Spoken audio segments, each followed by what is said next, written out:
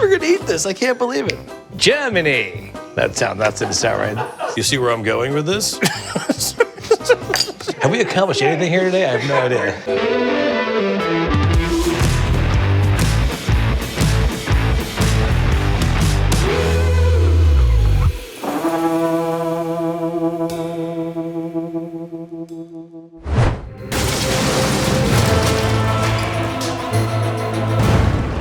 My name is George Motz, and it's my mission to make sure that you appreciate hamburger history.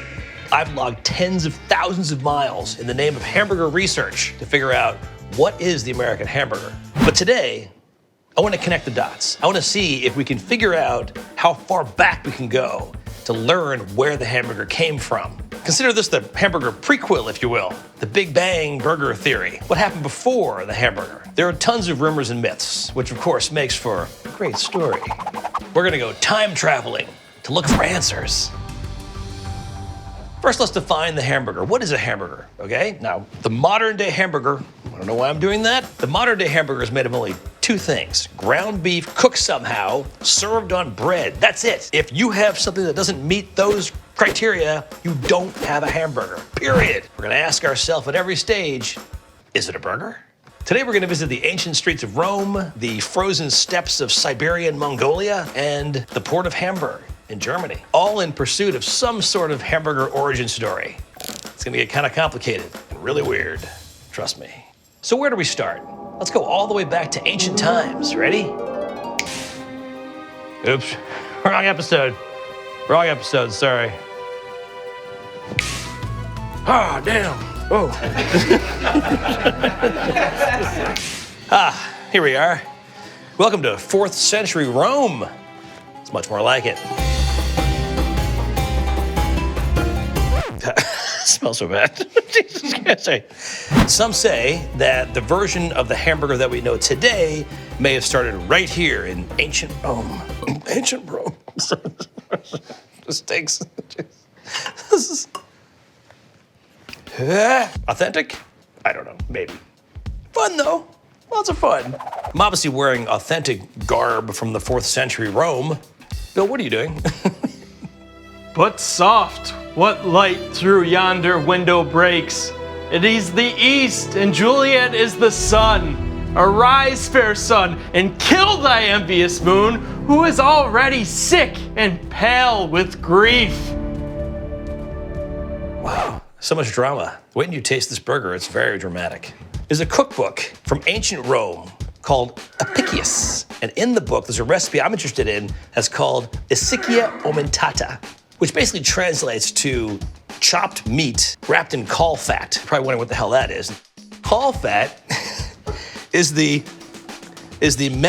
oh god. Caul fat is the membrane that surrounds internal organs of a pig and smells like, this is, I don't know what what's that thing? That's, Jesus. We're gonna eat this. I can't believe it. They would use pork or quail or rabbit or squid, whatever they had, but we know that the Romans also loved their beef. So we're gonna make ours in beef because I'm making a hamburger. They would soak breadcrumbs in red wine. I'm gonna take juniper berries and put them into a mortar. Not many, because these things are pretty strong. Juniper berry, I don't know what the hell juniper berries are. Okay, we're gonna put some peppercorns in here, and we're gonna mix them. Jesus Christ, wow. You ready for this, Bill? The Romans, they were a wild bunch. Okay, oh, that's working actually. Hey, look at this. Pepper, hey, wow. So to the beef, we're gonna add our spices. There you go. Ooh. And to this, we're also gonna add our soaked breadcrumbs. So now we're gonna add something the Romans used called garum, which is fish sauce. Gotta have an open mind. Gotta have an open mind. Okay, so one last thing to add to this is what? Whole pine nuts. That's right. This looks like a kindergarten clay project. This doesn't look like food at all. They would cook these Roman patties in something called carenum, which is really, this is a reduced grape juice. Oh God, interesting. It's basically sugar. So, burning grape juice, okay. Now I've got my meat mixed. I have to now, oh God. Find a good piece of oh, there we go. I think I found a good piece. It really smells bad. It really smells intense. Oh, it just does something funny. Slice up the caul fat. Okay, here we go. Look at that, hey. Okay, let's make it. Oh, this is burning over here. This covering them. Make one more, right? Just for fun? For fun. Let's make one more for fun. That smells interesting. Oh, no, look, it's black. Wow. It's like I burned it. But it's not. It's still very moist inside. You ready? Ready, Bill? I'm ready. What the hell's going on here? Did we care if it was black? Did we do something wrong? We're looking at some of the history of this burger from Max Miller. Thanks, Max Miller. I don't think you did this part, though. To be a hamburger, it would have to be served on bread of some sort, right? But we don't really know if they served it on bread or not. So Isicia Omentata probably tastes better on bread, and they had bread then, we know that. So I'm gonna go ahead and put this Roman burger? It may not be a hamburger, but I'm gonna eat it.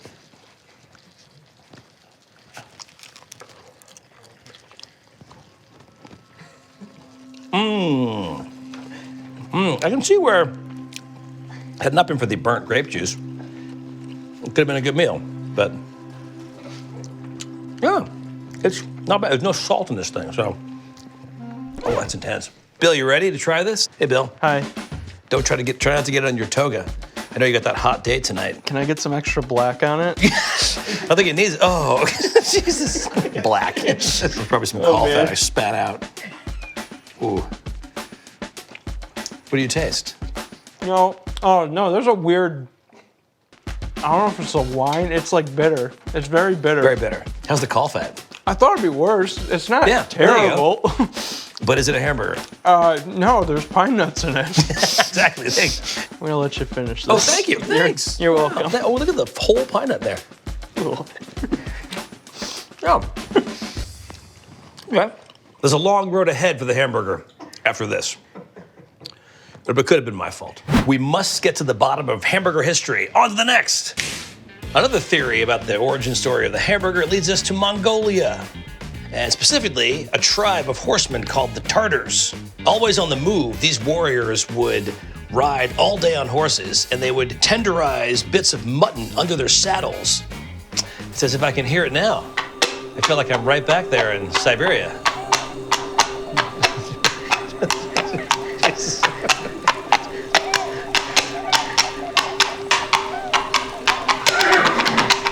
Oh boy, I think my meat is tender now. Thanks, Bill. Have we accomplished anything here today? I have no idea. We don't know how true this story is, but we do know that the Mongols and the Tartars did eat raw meat. And at some point, it made its way to the city, St. Petersburg, Moscow, and it was seasoned somehow and eaten raw. And it was eaten in the style of the Tartars. That's why it became known as steak tartare. But there's a very important person here. Jean de Joinville. Very important French explorer who told the story of the Tartars to France. And that's how steak tartare ended up in Paris, on menus, in restaurants. It's not a hamburger, but it's a very important part of the story. This is raw, chopped beef. You see where I'm going with this? Steak tartare is raw beef with a bunch of other raw ingredients like shallots, garlic, parsley, Dijon, making for a very flavorful bite. Most importantly, raw egg yolk. Oh my God, look how beautiful that is. C'est très beau. C'est steak tartare. Tartare, bouffe tartare. C'est parfait.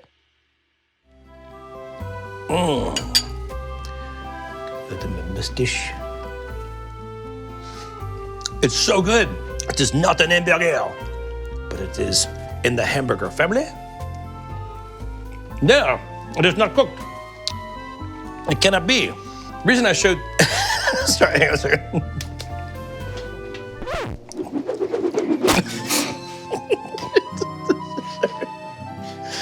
It's okay. Steak tartare is a very important part of the hamburger origin story because as it left Russia and went to France, it also went another direction. It went to Germany. That didn't sound right. Germany. Germany.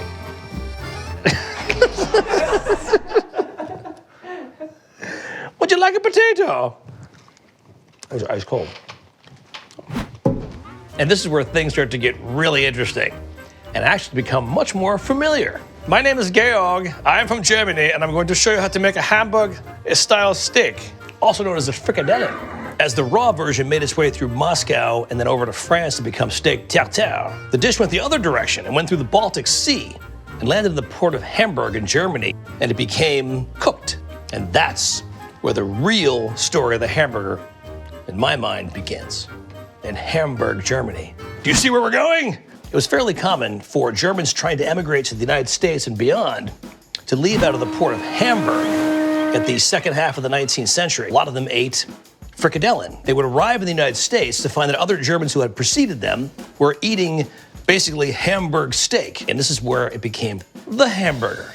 So I'm gonna make a Hamburg steak, which is very simple to make because it's the first time we actually see a pattied burger. Very, very straightforward. Now, who knows, they would have put things in here, like more breadcrumbs, and the breadcrumb thing became Salisbury steak. The breadcrumbs and eggs then becomes meatloaf. They would probably salt it. They probably salt the beef, actually. I'm just salting the patty. Probably also use some pepper. It smells like home. Cooked onions, and this is actually just gonna be cooked in beef fat. It wasn't until Germans migrated from New York City and the East Coast into the Midwest to find farmland. German farmers going to state fairs would come across the hot dog. The hot dog was one of the earliest portable foods that we know of. You imagine some vendor was probably like, hey, look at that. Why are we serving it on a plate with a knife and a fork? We got some cooked potatoes. Very Germany, 1875 right here. I would like one Hamburg steak, please. Oh, beautiful. Is that German? Little more pepper. I'll take a look. See how we're doing here. Oh no. This is actually pretty cool. Served at nothing more than a plate with potatoes and brown gravy. That looks good. I'm not gonna lie. That just made my heart go, Knife and a fork. It's not a hamburger. I can't pick it up. But that's okay. It's Hamburger, the prequel. Oh my God, it's perfect. It's perfect. It's actually kind of raw in the middle, which it should be.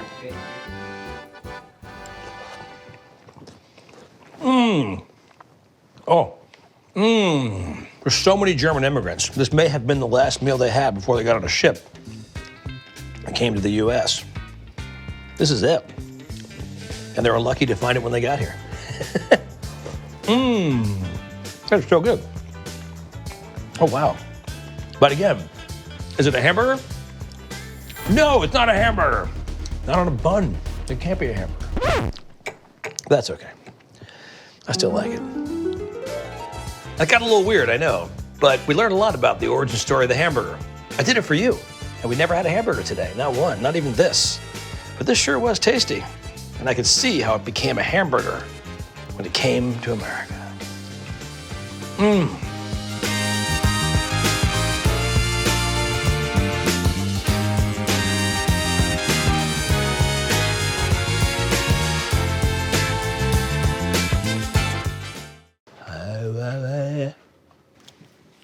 You may not recognize me in this costume, but 'tis I, George Motz, Burger Scholar. Like and subscribe and watch more episodes over here on the left.